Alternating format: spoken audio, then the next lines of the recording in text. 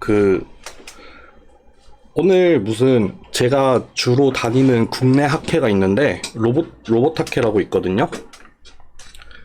근데 거기에 제가 내년도부터 조직위원회에 들어가게 됐어요. 그래서 처음 해보게 되네요. 학회 조직위원회. 뭐 제가 만든 거는 뭐였지?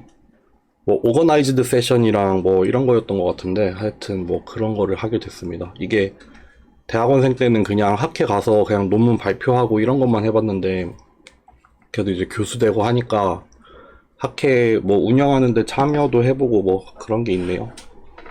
신기합니다. 그리고 뭐 축하드릴 일까지는 아니고 그냥 심부름꾼이에요. 심부름꾼.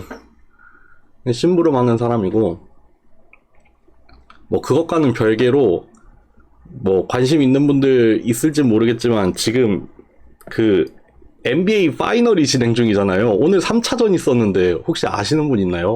오늘 경기를 보지는 못했는데 스포일러를 얘기를 해도 될까요? 네, 보스턴이 이겼어요. 보스턴이 이겼더라고요. 그것도 되게 큰 점수 차로 이겼더라고요. 10몇 점 차이로 이겼던데.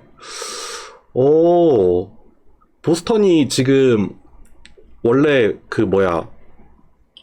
그 홈코트 우세를 가지고 있는 팀이 골든 스테이트인데, 지금 1, 2차전 중에서 벌써 한 경기도 가져가고, 지금 자기네도 홈 와가지고, 원래 그러니까 골든 스테이트 입장에서 홈 어웨이 홈 어웨이 홈 이렇게 7차전을 치르거든요. 근데 요거 한 경기 따내고, 그러니까 보스턴이 요거 하나 따내고, 요것도 지금 하나 따내서 지금 2대1이죠. 이렇게 뭐 저는 잘 챙겨보지는 않는데, 그래도 결승 시작했다는 소식에 조금 보고 뭐 좀 관심을 갖는 중이었거든요.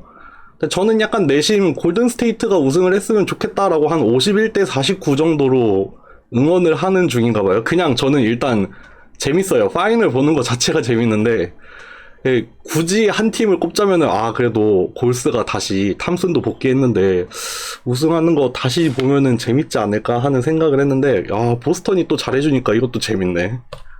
하여튼 뭐 응원하는 팀이 딱히 없는 입장에서는 아주 꿀잼입니다. 네, 그런 것도 있고, 그냥 뭐 열심히 수다를 지금 잠깐 떠는 중인데, 뭐 우리나라의 진짜 팬은 정말 없지만, 제가 얘기를 했는지 모르겠는데, 제가 요즘 제일 즐겨보는 스포츠는 F1이거든요. F1. 그래서 이번 주에 또 F1 그랑프리가 하나 있어요. 그 아제르바이잔 그랑프리라고,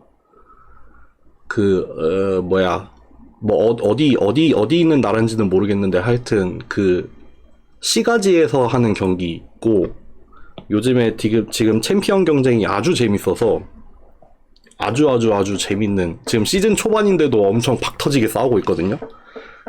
물론 작년이, 아시는 분들은 아실지 모르겠지만, 작년 챔피언 경쟁이 진짜 장난이 아니었고, 그 작년 마지막 경기가 진짜 말도 안 되는, 그 역사상 진짜 말도 안 되는 일이 일어났었거든요. 그런 거 뭐 유튜브에 뭐 요약돼 있는 게 있는지 모르겠는데, 하여튼 마지막 경기 마지막 바퀴에서 그 챔피언이 결정이 됐었거든요. 루이스 해밀턴이 원래 그 마지막 경기 거의 90%는 리드를 하고 있다가 마지막 바퀴에서 베스타펜한테 따라잡히면서 챔피언이 바뀌는, 그러고 해밀턴은 너무 충격을 받아서 몇 달 동안 잠수를 탔죠. 뭐 그런 일이 있었어요. 근데 뭐 그런 역대급 시즌이 있었는데, 올해의 주인공은 좀 바뀌었어요. 원래 작년 같은 경우에는 해밀턴이랑 베스타펜이라는 두 드라이버가 싸웠는데, 이번 시즌 같은 경우에는 그 메르세데스의 해밀턴 같은 경우에 지금 메르세데스 차가 좀 그렇게 잘 빠지지가 않아서 지금 페라리하고 레드불이라는 두 팀이 박 터지게 싸우고 있는 중이라, 일단 각 팀의 1위는 베스타펜하고 르클레라는 그 모나코 드라이버인데, 걔네 둘이 1위 싸움을 하고 있지만, 또 이제 뭐 지난 모나코 그랑프리에서 그 페레즈라는 멕시코 출신의 그 레드불 세컨 드라이버라고 하긴 좀 그렇지만, 하여튼 페레즈가 또 우승을 하면서 지금 3파전으로 흘러갈 수도 있다, 그런 흐름이 나와서 하여튼 엄청 재밌습니다. 요즘 볼 게 너무 많아. 아, F1도 봐야 되는데 막 NBA는 뭐 라이브를 챙겨보지는 못하지만 하여튼 너무 재밌어요. 너무 재밌어요. F1은 진짜 재밌는데 이걸 아무도 몰라주네. F1 진짜 재밌어요. 좀 진입하는 장벽이 좀 높긴 하거든요. 처음에 좀 공부를 해야 될 게 좀 많은 편이긴 한데 그 요새 유튜브로 해설을 해주는 채널들이 되게 많아서 그런 것만 좀 잘 챙겨봐도 금방 입문할 수 있거든요. 되게 재밌더라고요. 근데 안타깝게도 우리나라에서 중계를 볼 수 있는 방법이 사실 없죠. 원래 그나마 스카이 스포츠에서 보여주긴 했는데 그마저도 이제 그 중계를 끊어서 그 VPN으로 우회해가지고 F1 공식 앱으로 보는 방법 말고는 어둠의 경로밖에 없습니다. 지금 저는 그 F1 TV 구독해가지고 VPN으로 맨날 우회해서 보고 있는데 하여튼 그러고 있습니다. F1 나중에 F1 뭐 살다가 한번 관심 있으면 한번 보세요. 진짜 재밌어요. 어쨌든 시작하겠습니다. 그 기말 프로젝트 같은 경우에는 지금 얼추 다 준비를 했거든요. 요거는 보고서를 받을게요. 보고서를 제출하시면 되는데 뭐 따로 양식 같은 것도 그냥 뭐 자유롭게 하시고 분량도 그냥 뭐 마음대로 하세요. 뭐 그런 거 딱히 제한 안 두겠습니다. 대신에 이제 제가 그 이제 두 가지 데이터셋 중에 하나를 고르게 한다고 했잖아요. 그래서 두 가지 데이터셋 중에서 일단 공통적으로 해야 되는 어떤 태스크들을 줄 거고 이제 각각의 데이터셋을 선택을 했을 때 이제 또 해야 되는 일을 명시를 해놨거든요. 그런 것들을 내가 잘 해가지고 뭐 결과 같은 거 넣고 뭐 코드도 넣으실 분들은 코드도 넣으시고 해가지고 보고서를 제출하시면 될 것 같습니다. 그래서 그때 언제까지 하기로 했지? 19일이었나요? 근데 기억이 안 나네. 그때 정하지 않았나? 19일이죠? 네, 19일까지로. 19일까지 제출하는 걸로 하고 그거는 제가 오늘 내일 중으로 올려드릴게요. 네, 뭐 새로운 거는 없고 그냥 주로 과제나 수업에서 했던 것들을 다시 그냥 새로운 데이터셋에 대해서 처음부터 끝까지 다 해보는 뭐 그런 내용이 될 것 같아요. 네, 그렇고요. 오늘은 그래서 그 리커런트 뉴럴 네트워크랑 이제 빼놓을 수 없는 LSTM을 할 것 같고 다음 주 월요일 같은 경우에는 다음 주 월요일이 종강이죠. 요때 종강을 할 건데 서포트 벡터 머신을 할 거예요. 근데 말씀드린 대로 사전 강의가 있어요. 업로드를 했습니다. 사전 강의 2개가 있어서 그 컨벡스 옵티미제이션에 대한 사전 강의 2개를 올려드렸거든요. 요거를 미리 보고 오시고 요 수업을 하는 걸로 할게요. 네, 오늘은 그래서 일단 리커런트 뉴럴 네트워크랑 LSTM 먼저 하겠습니다. 다음 주 화요일. 네, 다음 주 화요일. 수업 다음 주 화요일이에요. 네, 그때 종강입니다. 물론 여러분들은 프로젝트 하셔야 종강이지만 어쨌든 시작해 볼게요. 이것도 제 생각에는 처음 듣는 분들은 아닐 거라고 생각을 하고 뭐 어느 정도 들어는 봤지만 그냥 이번에 다시 수업 들어보면서 한번 정리를 한다 뭐 그런 느낌으로 얘기를 해볼게요. 그래서 리커런트 뉴럴 네트워크부터 출발을 해서 이제 리커런트 뉴럴 네트워크가 이제 시퀀스에 조금 특화가 되어 있는 뉴럴 네트워크인데 좀 가지고 있는 유명한 문제 내지는 한계점이 있어서 그거를 극복하기 위해서 나왔던 게 LSTM이고 그래서 LSTM이 한동안 되게 뭐 시퀀스를 다루는 것, 특히 뭐 기계 번역 같은 데서 되게 대표적인 모델이 됐었죠. 근데 지금은 이제 LSTM 다음으로 뭐 어텐션이나 트랜스포머가 나오면서 이제 슬슬 저물어 간다고 알고 있는데 어쨌든 그래도 한 시대를 풍미했던 그런 모델이니까 LSTM까지 가보는 걸로 할게요. 잠시만요.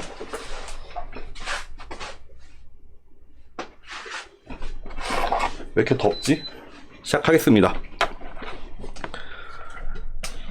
리커런트 뉴럴 네트워크는 사실 뭘 다루기 위해서 나왔냐면 시퀀스를 다루기 위해서 나왔죠. 우리가 시퀀스라고 하면은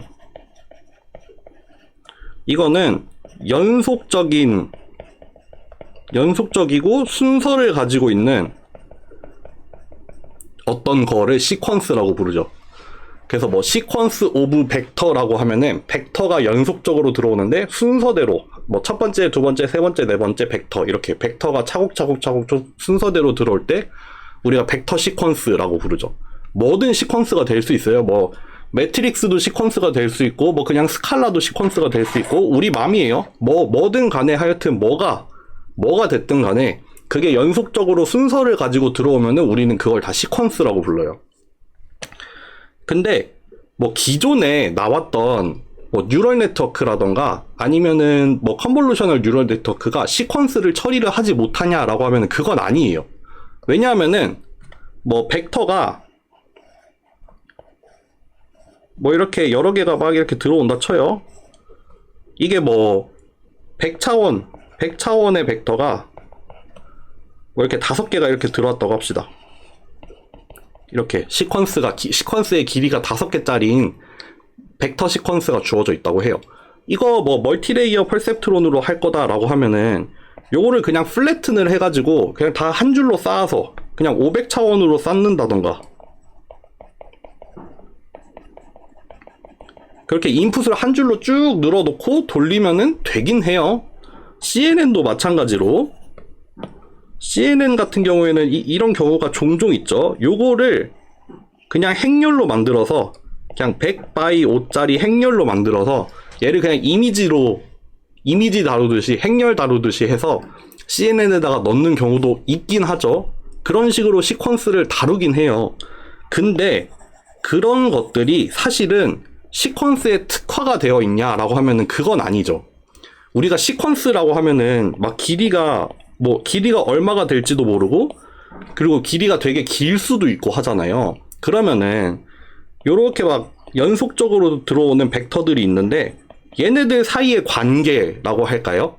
뭐 얘랑 얘 사이의 관계, 뭐 얘랑 얘 사이의 관계 아니면은 뭐 또 예를 들어서 뭐 요거가 여기 모두에게 미치는 영향 이런 것들을 모델로 잘 세우냐라고 하면은 그건 아니잖아요. 기존의 MLP라던가 CNN이 그런 시퀀스들 사이의 관계를 표현을 못하는 건 아니에요. 못하는 건 아닌데 그런 거를 위해서 특화가 되어 있는 그런 거를 위해서 설계가 되어 있는 그런 모델들은 아니란 말이에요. 그러니까 가능은 하지만 좀 딱 맞는 그런 쟤를 위해서 나와 있는 애들은 아니더라. 그래서 나온 게 RNN이다. RNN은 뭐다? 이런 시퀀스를 처리를 하는데 특화가 되어 있다. 얘를 위해서 특별하게 설계가 되어 있는 뉴럴 네트워크의 한 뭐 분류라고 보시면 되겠죠. 네. 그래서 RNN을 구성하는 결국 핵심은 요거죠, 요거. 리커런트 뉴런이라고 하는 건데 우리가 일반적인 뉴런은 이렇게 액티베이션 펑션이랑 웨이티드 썸이 있어서 이렇게 인풋 벡터가 주어지면은 이렇게 웨이트를 곱해가지고 웨이티드 썸을 구하죠. 그 다음에 뭐 액티베이션 펑션 같은 거 A라고 할까요? 뭐 액티베이션 펑션 같은 거 거친 다음에 이렇게 출력값이 나가는 그런 형태가 일반적인 뉴런이잖아요. 그런데 리커런트 뉴런에는 뭐가 있냐면은 새로운 경로를 하나 팝니다. 이렇게 생긴 경로를 하나 파요. 그래서 출력이 그냥 다음으로만 나가는 게 아니라 이 출력이 마치 그 피드백 루프 같은 게 생겨서 다시 인풋으로 들어오기도 해요. 그래서 이 웨이티드 썸이 X만 가지고 구하는 게 아니라 그러니까 X 벡터에다가 웨이트 W를 내적을 해서 구하는 게 아니라 이 Y도 같이 구해야 돼요.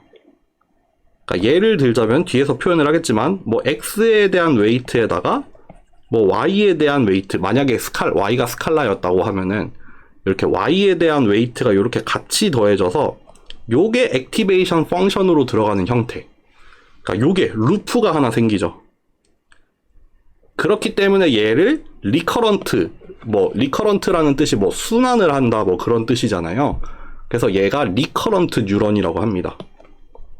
그래서 얘를 실제로 얘를 실제로 구현을 해내기 위해서 이렇게 돼 있으면은 사실 출력이 동시에 입력으로 들어오니까 이거는 뭔가 좀 엮여 있는 형태잖아요. 그러니까 그거를 좀 실제적으로 구현을 하기 위해서 어떤 식으로 하냐면은 이제 인풋이랑 아웃풋을 시퀀스 단위로 나눠요. 그래서 예를 들어서 t-3번째 어떤 시퀀스 시점에서 지금의 입력은 얘고 그때 출력이 나오는데 이 출력이 그 다음 시퀀스에 영향을 줘요. 그래서 여기 들어가는 게 뭐예요? 직전의 아웃풋이랑 이번 스텝의 인풋이랑 그거 두 개가 들어가서 이번 스텝의 출력이 결정이 되는 거죠. 또 마찬가지로 요게 또 다시 들어가서 여기를 기준으로 직전 아웃풋 바로 앞에 시퀀스에 있던 아웃풋이랑 이번 스텝에서의 인풋이랑 요거 두 개를 같이 고려를 해서 이번 스텝의 출력을 구하는 거죠. 그래서 이런 걸 우리가 언롤 한다고 하죠. 원래 이렇게 그냥 이렇게 피드백 루프로 되어 있던 거를 이제 시퀀스에 대해서 쭉 풀어내는 거죠. 이 루프를 이렇게 시퀀스 단위로 풀어내서 그러면은 여기 주어진 인풋 시퀀스에 대해서 이렇게 출력 시퀀스가 이렇게 나오게 되죠. 그리고 걔네들이 각각 이렇게 리커런트 뉴런으로 엮여 있는 그런 형태가 되는 겁니다. 요거 하면은 뭐 거의 리커런트 뉴런 다 했죠.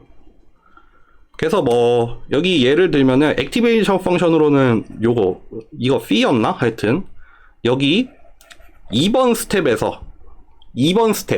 지금 시점에서의 입력 값에다가 그거에 대한 웨이트를 이거 왜 트랜스포즈도 되고 닷도 썼냐? 이 둘 중에 하나만 쓰면 되죠.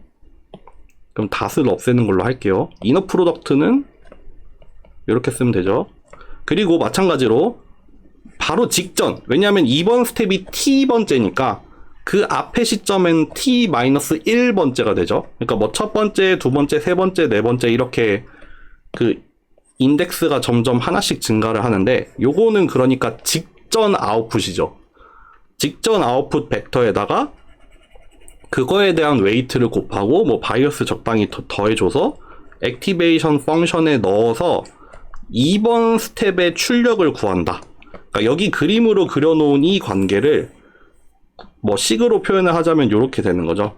그리고 뭐 여러 개의 뉴런이 있을 때 그거를 이제 행렬로 바꾸면은 뭐 이제 밑에처럼 표현이 되는데 어쨌든 그렇고, 네, 요거 뭐 똑같은 건데. 그래서 요거 나중에 요 얘기가 되긴 하겠다.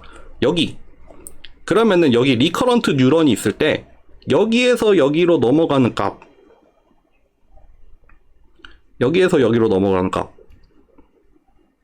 잠깐만요. 이거 뭐였지?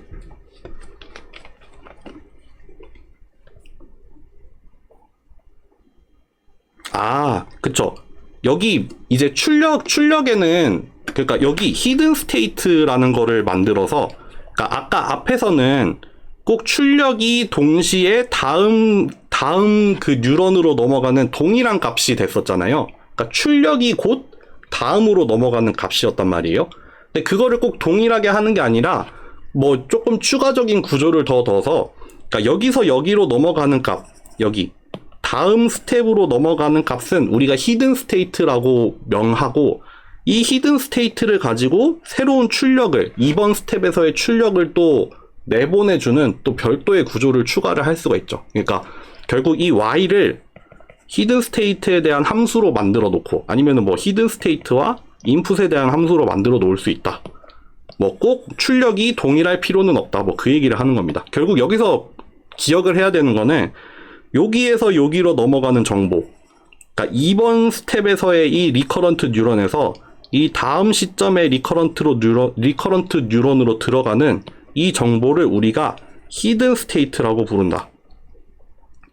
그래서 이거는 여기 인풋이나 아웃풋은 우리가 바깥에서 보고 있죠. 요거 같은 경우에는 우리가 입력으로 넣어주는 값이고, 요거는 그 넣어준 값에 대한 결과로 우리가 실제로 얻어내는 값인데, 이렇게 히든 스테이트로 넘어가는 값들 자체는 우리가 뭐 원하면은 들여다 볼 수는 있지만 이게 막 겉으로 튀어나오는 건 아니죠. 그건 아니고 그래서 히든 스테이트라고 이름을 붙여 넣었죠. 뭐 원하면은 들여다 볼 수는 있어요. 그런데 어쨌든 여기 요 뉴런에서 요 뉴런으로 넘어가는 이 정보를 우리가 히든 스테이트라고 할 거다.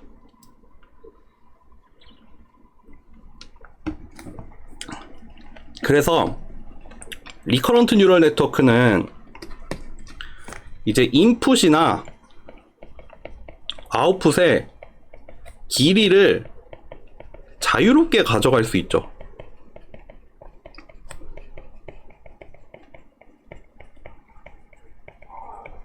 예를 들면은 제일 기본적으로 이렇게 인풋 시퀀스의 길이랑 아웃풋 시퀀스의 길이를 동일하게 만들 수도 있어요. 뭐 우리가 가지고 있는 데이터셋이 길이가 5개짜리인 인풋이랑 길이가 5개짜리인 아웃풋들의 집합으로 이루어져 있다라고 하면은 이런 식으로 인풋과 아웃풋의 길이가 동일하게 제일 기본적으로 이렇게 리커런트 뉴럴 네트워크를 만들 수도 있는데, 만약에 시퀀스를 입력으로 갖고 벡터를 하나 출력을 하는 경우라고 하면은 이런 모델을 만들 수도 있죠. 여기 인풋으로는 시퀀스가 주어지고 아웃풋으로는 벡터 하나.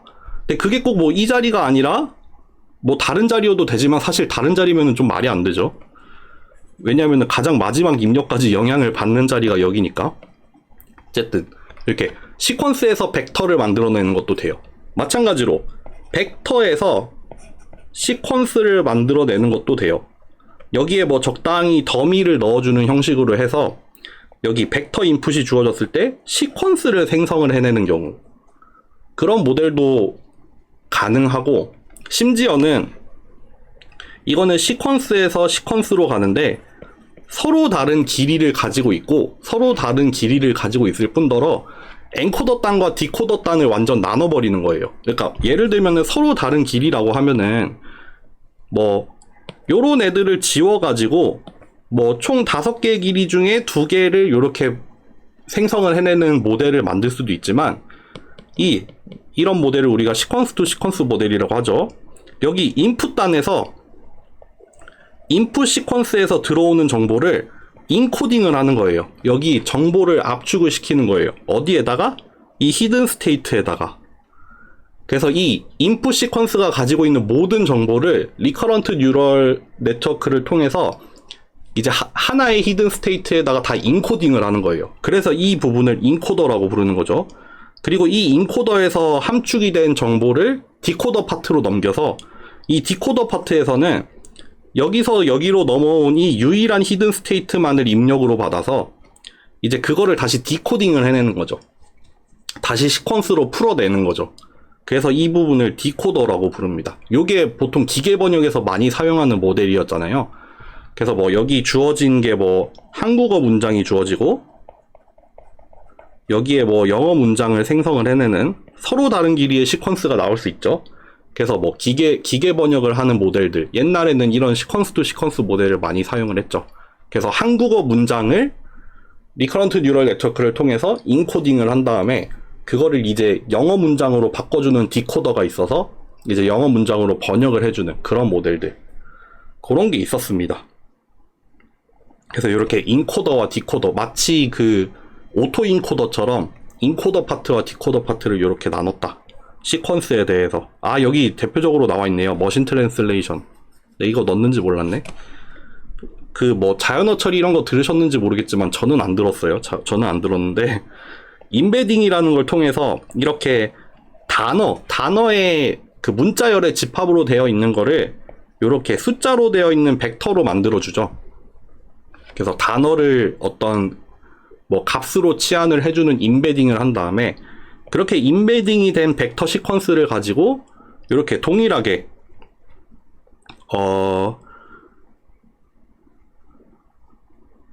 네, 여기 같은 경우에는 시작이 뭐냐면은, 시작으로 들어가는 게 뭐냐면은 뭐 문장을 시작한다라는 어떤 그 뭐 플래그를 던져줘서 그런 플래그를 던졌을 때 나오는 단어, 이거 뭐 어느 나라 말인지 모르겠는데 불어인가 하여튼, 그리고 여기서 나온 거를 또 그 다음에 넣고 그래서 또 그 다음 단어가 생성이 되고 이런 식으로 차곡차곡 한 단어씩 디코딩을 해내는 그런 모델이 있었습니다. 머신 트랜슬레이션에서 많이 사용이 되던 모델이라고 합니다.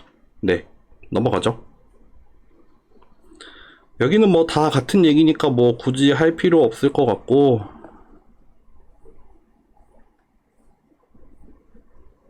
네, 그냥 좀 수식적으로 풀어낸 거 정도밖에 없어요.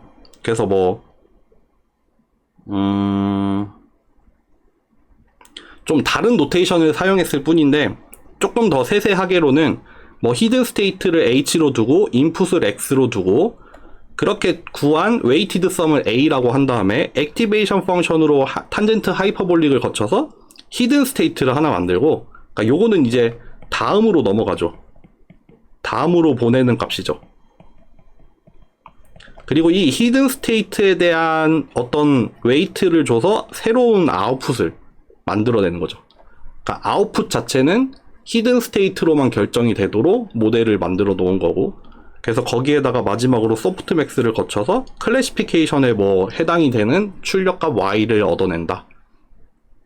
그렇게 y를 얻어내면은 우리 뭐 보통 때 하는 것처럼 크로스 엔트로피를 뭐 실제 타겟 밸류랑 같이 해가지고 크로스 엔트로피를 정의를 할 수 있죠. 이렇게 정의를 한 크로스 엔트로피에 대해서 뭐 백프로파게이션을 돌리는 것도 가능해지겠죠. 그런 겁니다. 그래서 뭐 리커런트 뉴런을 이렇게 레이어를 하나만 쌓는 게 아니라 이렇게 여기 딥 RNN이라고 한 게 그거죠. 리커런트한 레이어를 이제 여러 개 쌓는 것도 가능해서 더 복잡한 구조를 만들 수 있게 되죠. 뭐 시퀀스에 대해서. 요거 같은 경우에는 뭐 앞에서도 얘기를 했지만 뭐 시퀀스에 대한 딥 레이어 같은 경우에는 리커런트 뉴런에서만 가능하다. 뭐 CNN이나 MLP에서는 그런 식의 시도는 조금 어렵잖아요. 그냥 좀 자기 편한 대로 시퀀스를 변환을 해서 가져오다 보니까. 그런데 리커런트 뉴런에서는 뭐 이런 것도 가능하다. 그런 얘기입니다. 어쨌든 여기까지 와서 LSTM으로 넘어갑시다.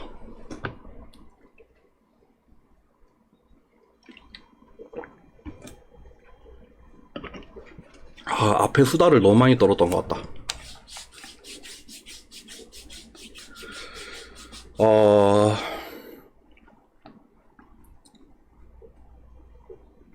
어쨌든 근데 뭐 여러분들 다들 이제 종강하고 계시겠죠? 저는 이제 마지막으로 남은 수업이 요 수업밖에 안 남았더라고요. 다른 수업은 다 강의는 끝났고 이제 시험만 보면 되고, 요 수업 같은 경우에는 다음 주 화요일까지 수업을 해야 되죠. 그리고 뭐 발표 수업 하나 남아있긴 한데, 어쨌든 요 수업이 15주 끝까지 강의를 하게 되더라고요. 네. 그래서 막 지금 다른 수업은 막 종강하는 분위기인 와중에 지금 우리는 전쟁 속에서도 뭔가 수업을 계속 하고 있는 그런 기분이네요. 네. 가보겠습니다. LSTM이라고 하는 애는 요런 말을 줄였죠. Long Short Term Memory라는 단어를 줄인 어떤 모델인데, 얘는 뭐냐면은 그 RNN에서 알려져 있는 좀 고질적인 문제 중에 하나가 뭐냐면은 그 시퀀스가 주어지는데, 만약에 뭐 이렇게 막 문장이 주어져요. 문장이 주어지면은 이거를 단어 하나하나의 시퀀스로 보니까 엄청나게 긴 시퀀스잖아요. 엄청나게 긴 시퀀스인데, 지금 마지막에 사실 뭘 물어봤냐면은 얘는 지금 어디에 살아? 라고 물어봐요. 이 문장을 다 읽어보진 않았지만 뭐 간단하게 요약을 하면 이런 건가 봐요. 그래서 뭐 여기서 태어났지만 뭐 대체로 파리에서 살았다 라는 뭐 정보가 안에 들어있다 치는데, 만약에 시퀀스가 이렇게 길어지고 이렇게 길어졌을 때 어디에 사냐라는 이런 걸 물어봤을 때 이 길고 긴 시퀀스 중에 어디서 그 파리라는 말이 나왔는지를 모델을 만들기가 어렵다는 거예요. 왜냐하면은 그러니까 멀리 떨어진 시퀀스, 그러니까 시퀀스 안에서 멀리 떨어진 애들 사이에 어떤 관계를 기술을 하기가 되게 어려운 모델이에요. 왜냐 하면은 다시 시퀀스 안에서 멀리 떨어져 있는 애들끼리의 관계, 얘네 둘 사이에 만약에 밀접한 관계가 있어. 그거를 표현하기가 되게 어려워져요. 왜냐하면은 여기 예를 들어서 히든 스테이트가 여기서 넘어가요. 그럼 여기로 들어갈 때 뭐 웨이트 하나를 곱하잖아요. 웨이트 하나를 곱하고 뭐 h에 대한 웨이트랑 뭐 x에 대한 웨이트가 이렇게 해가지고 뭐 액티베이션 펑션을 하나 거칠 텐데, 어쨌든 인풋은 됐다 쳐. 요렇게 나가잖아요. 그러니까 다음 히든 스테이트가 여기에서 예를 들면은 H14 같은 경우에는 H13에 대해서 되죠. 그쵸? 요런 식으로 표현이 되죠. 근데 여기에서 또 그 다음으로 넘어가려면은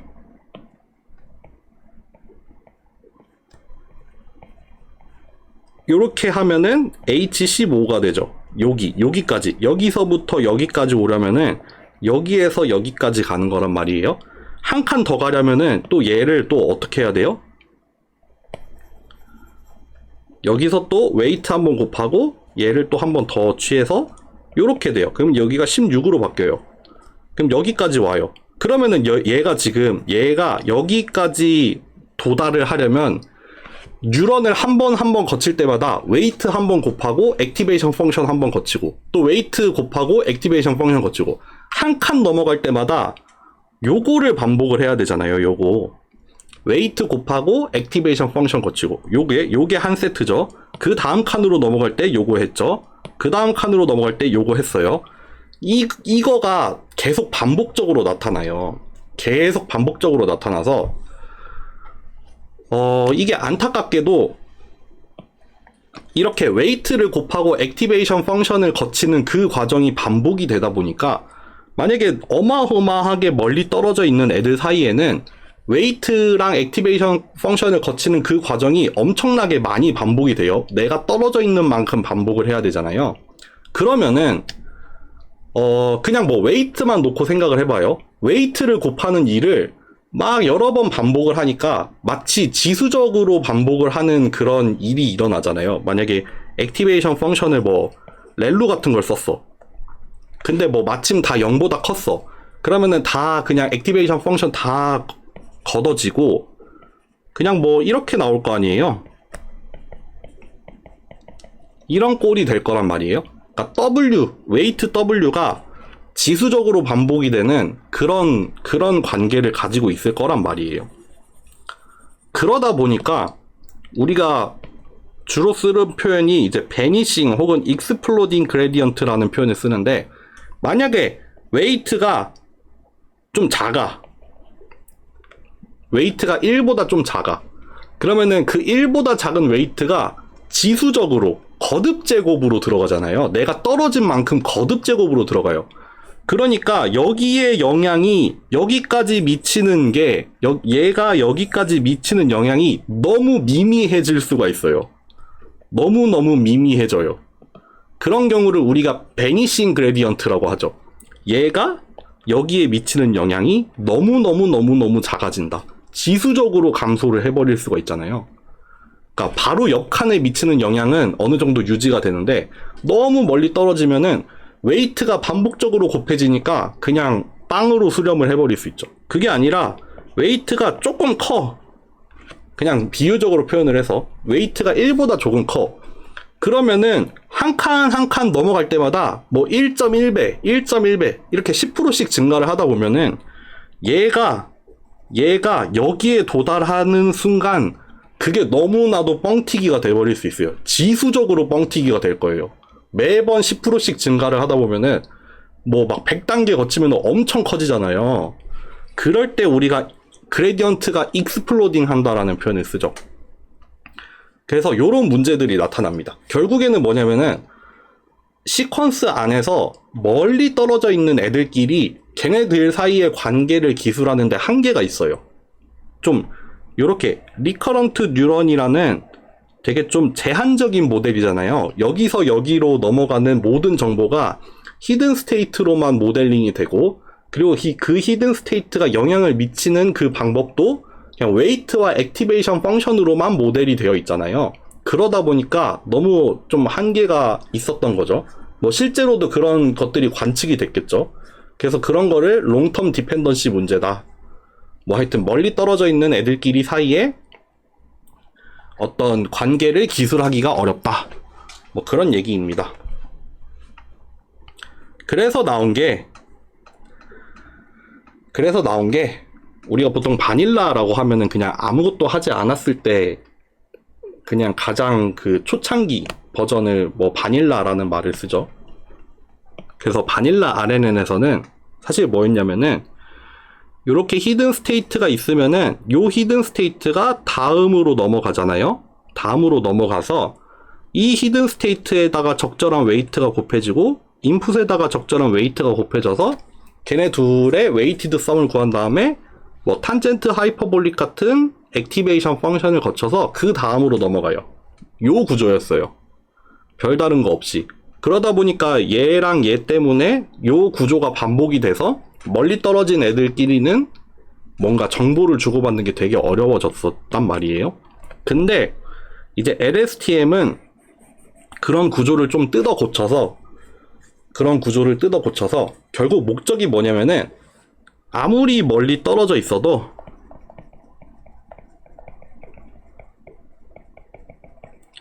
메시지를 뭐 정보를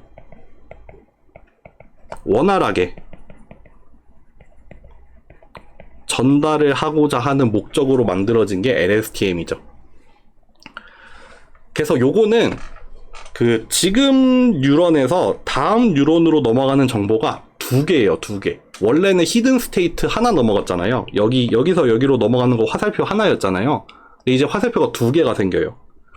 화살표가 두 개가 생겨서 여기 원래 이 히든 스테이트, 요 히든 스테이트는 원래 넘어가요. 지금 화살표의 위치가 위에서 아래로 바뀌긴 하는데 어쨌든 히든 스테이트가 넘어가요. 원래 있던 히든 스테이트도 넘어가고 새로운 어떤 것도 하나 생겨요. 얘를 우리가 뭐라고 부를 거냐면은 C라고 해서 셀 스테이트라고 부를 거예요. 그러니까 정보가 두 개가 넘어갑니다. 히든 스테이트는 원래 가던 대로 가고 새로운 정보도 하나 생겨서 셀 스테이트라는 것도 넘길 거예요. 그러면은 여기 블락 안에 그러면은 앞에서 셀 스테이트가 들어오고 히든 스테이트가 들어오고 입력도 주어졌을 때 이 안에서 새로운 히든 스테이트와 새로운 셀 스테이트와 뭐 그런 것들을 어떻게 계산하는지 여기 안에 블럭으로 다 그려 놓은 거예요. 이걸 뭐 식으로 풀면은 식으로 쓸 수 있겠지만 일단 블럭을 통해서 표현을 해 놓은 거예요. 요거를 한번 봅시다.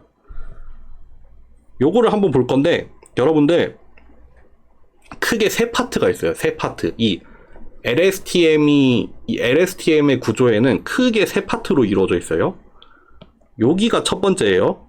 여기가 첫 번째고 여기가 두 번째 단계고 여기가 세 번째 단계가 될 거거든요. 그거 하나하나를 한번 살펴볼게요. 일단 요거를 가기에 앞서서 요런 걸 하나 볼 거예요. 게이트라고 하는데 이거를 어떻게 보시면 되냐면은 여기가 수도꼭지라고 보시면 돼요. 여기 곱하기가 되잖아요. 곱하기. 그래서 이 곱해지는 값이 여기서 들어와요. 근데 여기서 들어오는 게 시그모이드 함수가 들어가 있잖아요. 그럼 이 곱해지는 값이 0에서 1 사이에 실수가 곱해져요. 0에서 1 사이에 실수가 여기서 1로 들어와서 곱해져요. 그럼 여기서 뭐 어떤 값이 여기 들어왔을 때 여기는 요런 값이 나갈 거잖아요. 요 방향으로 나가요. 왼쪽에서 들어와서 오른쪽으로 나가는 거예요. 어떤 입력이 주어졌을 때 그 입력이 얼마만큼 통과될지를, 그러니까 요 들어온 이 입력이 얼마만큼 통과될지를 이 수도꼭지가 결정을 하고 있는 거예요. 그래서 여기 들어가는 요 값이 1에 가까우면 1에 가까울수록 이 인풋이 그대로 통과를 하는 거죠. 그냥 수도꼭지를 다 열어놓은 거죠. 그대로 통과를 하는 거예요. 여기 곱해지는 값이 0에 가까우면 가까울수록 수도꼭지를 잠그는 거죠. 여기 들어오는 값을 이제 최대한 통과시키지 않겠다는 뜻이죠. 그러니까 그 얼마나 통과시킬지, 여기 들어온 이 값을 얼마만큼 통과시킬지를 여기서 결정을 하는 겁니다. 여기서 결정을 해요. 그래서 사실은 조금 더 풀어서 쓰면은 뭐 그냥 비유적으로 표현할게요. 여기가 x고 여기로 y가 들어가요. 여기 시그마 y가 들어가겠죠? 그러면은 시그마 y 곱하기 x의 형태로 출력이 나가는 겁니다. 요렇게. 그래서 우리가 이걸 게이트라고 부를 거예요. 여기 보시면은 그 LSTM 안에 게이트가 많이 들어가 있어요. 어디 들어가 있냐면은 여기 하나 들어가 있죠. 여기 게이트 하나 있죠. 여기도 게이트가 하나 있어요. 여기도 게이트가 하나 있어요. 수도꼭지가 3개가 달려 있어요. 그거를 차차 볼게요, 한번. 첫 번째로 forget gate입니다. forget gate. 여기 게이트가 하나 달려 있는데 얼마만큼, 그러니까 여기 맨 처음에 통과하는 관문이 뭐냐면은 여기에 게이트가 하나 달려 있어서 그 직전 뉴런에서 온 셀 스테이트가 있죠. 직전 뉴런에서 온 셀 스테이트가 있고 직전 뉴런에서 온 히든 스테이트가 있어요. 여기가 셀 스테이트죠. 여기가 히든 스테이트고. 근데 여기서 맨 처음에 뭘 거치냐면은 한번 forget을 해요. 그러니까 앞에서 들어온 셀 스테이트를 맨 첫 번째 관문에서 뭘 하냐면은 일단 앞에서 들어온 거를 얼마나 통과시킬지 한번 정하자. 그러니까 한번 우리가 앞에서 들어온 값을 조금 망각을 하자. 조금 잊어버리자. 조금 놔줄 만큼 놔주고 일단 통과를 시키자. 가 되는 거예요. 그래서 이 forget gate는 어떻게 돼 있냐면은 여기 들어온 입력값이랑 여기 들어온 히든 스테이트 값이 있잖아요. 여기 입력값이랑 히든 스테이트 값이 들어오면은 요거 두 개에 대해서 뭐 적당히 벡터로 하나 만든 다음에 거기에다가 웨이트를 하나 곱해요. 뭐 바이어스도 더해요. 그 다음에 거기에 대해서 시그모이드 함수를 통과시켜요. 그러면 이 결과가 0에서 1 사이에 어떤 실수가 나오겠죠. 요 FT가. 그러니까 결국 여기 입력이랑 히든 스테이트를 가지고 얼마나 잊을지, 그러니까 이전에 들어왔던 셀 스테이트를 일단 여기서 얼마나 통과시킬지를 이 forget gate에서 한번 결정을 하는 거예요. 그러니까 여기서 한번 검열을 하는 거죠. 여기 들어온 정보를 일단 얼마만큼 그대로 통과시킬까? 아니면은 그냥 잊어버릴까? 그거를 한번 결정을 하는 겁니다. 그거를 결정을 뭐랑 뭐 가지고 한다? 히든 스테이트랑 지금 들어온 인풋 가지고 계산을 한다. 그래서 여기가 첫 번째 forget gate예요. 그 다음에 forget gate 다음에는 이 input gate라고 하나?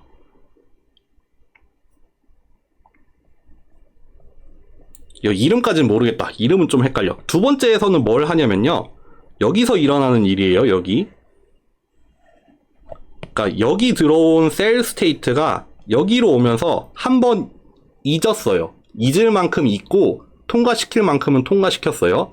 그러면은 여기에서는 뭘 하냐면은 2번 블럭에서 요만큼은 탈락을 시켰고 그 탈락된 만큼 요러한 정보를 새로 업데이트를 시킬래가 여기에요. 그러니까 앞에서는 조금 잊어. 필요한 만큼 잊고 그리고 여기에서는 그러면은 이번에 새로 더하는 정보는 요만큼이야 를 결정하는 부분이에요. 이게 어떻게 돼 있냐면은 여기 보시면은 더해져요. 더합니다. 지금 여기는 forget gate를 곱한 만큼의 셀 스테이트가 넘어오잖아요. 그쵸? forget gate를 곱한 만큼의 셀 스테이트가 넘어오는데 그러면은 이제 여기 이 플러스 지나면은 이제 이번 스텝에서의 셀 스테이트는 다 결정이 되는 거예요. 여기서 업데이트 하는 만큼으로 이제 결정이 끝납니다. 얼마만큼 업데이트를 할 거냐면은 얼마만큼 업데이트를 할 건지가 여기로 들어오잖아요. 얼마만큼 업데이트를 할 거냐면은 여기 또 게이트가 하나 달려있죠.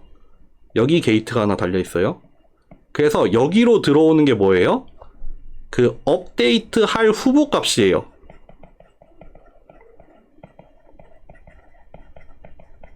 여기서 여기로 들어가는 게 뭐냐면은 내가 업데이트 시킬 후보 값, 업데이트 시킬 후보가 들어가서 요 게이트를 통과를 해야 돼요. 요 게이트를 통과를 해서 그 후보 값을 그대로 다 반영을 할 수도 있고 조금 줄여서 반영을 할 수도 있고 한 거죠. 그러니까 여기 더해지긴 더해져요. 더해지긴 더해질 건데 여기에 더하고 싶은 값을 여기서 일단 더하고 싶은 값을 결정을 한 다음에 그거를 얼마만큼 더해줄 건지를 이 게이트에서 결정을 한다는 거죠. 그러니까 저 후보값, 더하고 싶은 후보값을 그대로 다 더할 수도 있고 아니면 조금 줄여서 더할 수도 있고 아니면 아예 안 더할 수도 있고 그런 거예요. 그러니까 여기 달려있는 이 수도꼭지의 역할이 그거죠. 저 더하고 싶은 후보값을 얼만큼 더해줄 건지를 결정을 하는 거예요.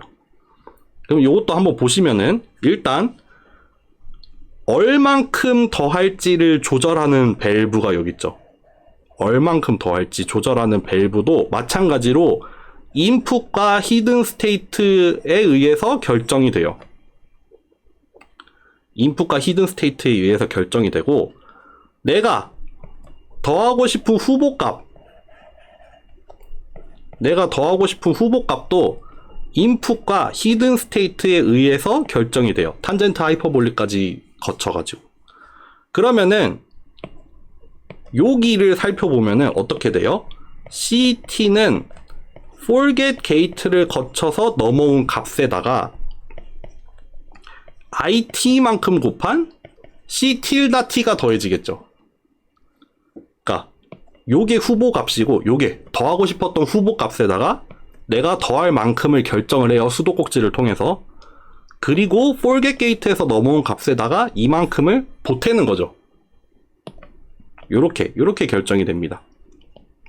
그러니까 결국 요 i도 x랑 h로 결정하고 요 c tilde도 x랑 h로 결정을 하고 그렇게 해서 뭐 그냥 인풋이랑 히든 스테이트 가지고 조합 해가지고 뭐 얼만큼 더할 건지를 결정을 한다라고 보시면 돼요.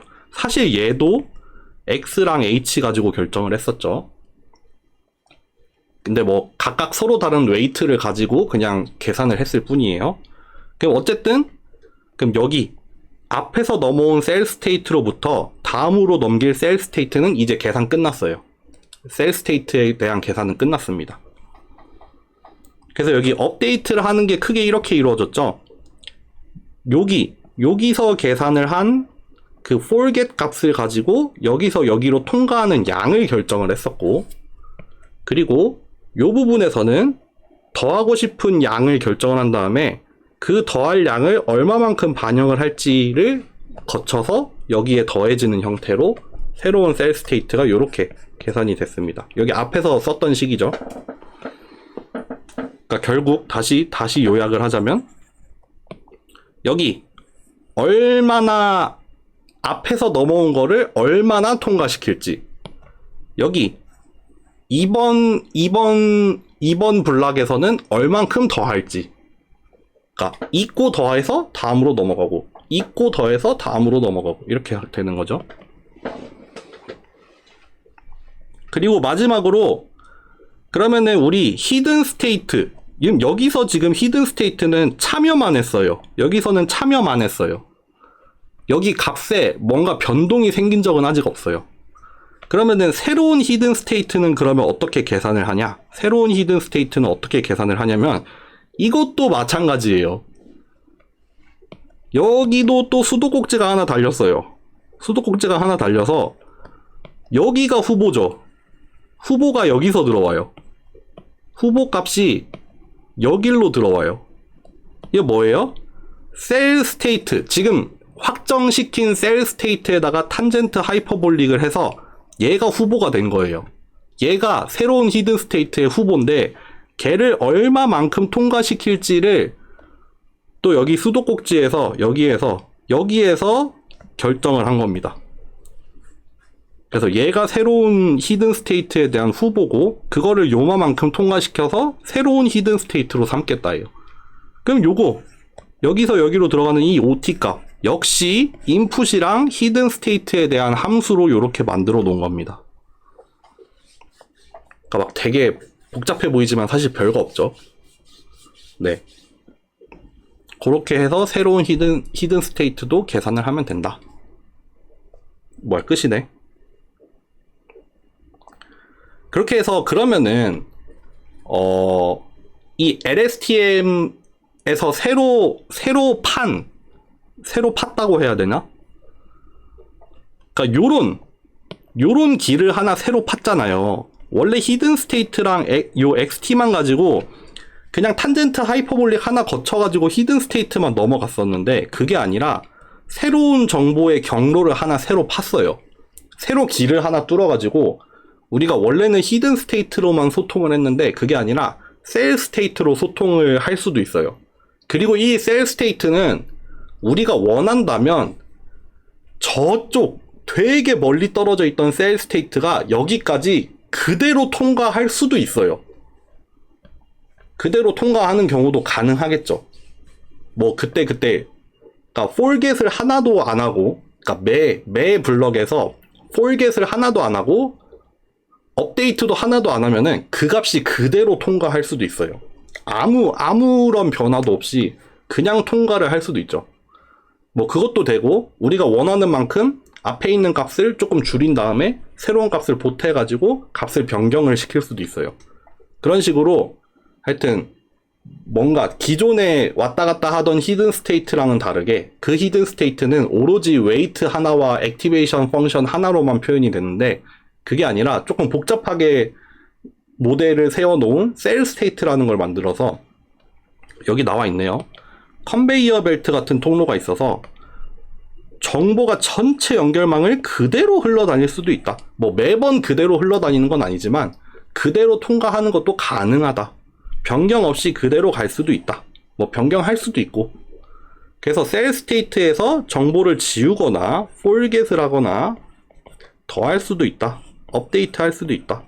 이 모든 거는 오로지 XT와 요 히든 스테이트, 직전 히든 스테이트에 의해서 다 결정이 된다. 얼마나 폴겟을 할 건지, 얼마만큼 업데이트를 할 거며, 그래서 얼마만큼 그거를 반영을 할지, 이런 것도 다 그냥 인풋이랑 히든 스테이트만 가지고 계산을 하죠.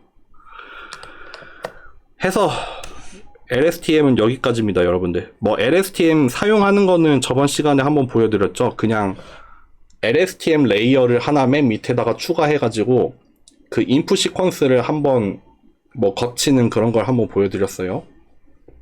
어쨌든 그렇게 했고, 뭐 다시 한번 정리를 하자면 다음 주 화요일에 마지막 수업을 할 거고, 그때까지는 사전 강의 2개를 듣고 오시고요. 그렇게 해서 종강을 하고 19일까지 보고서를 제출을 하고 마무리를 하는 걸로 하겠습니다. 네, 그러면 오늘 여기까지 하겠습니다. 감사합니다.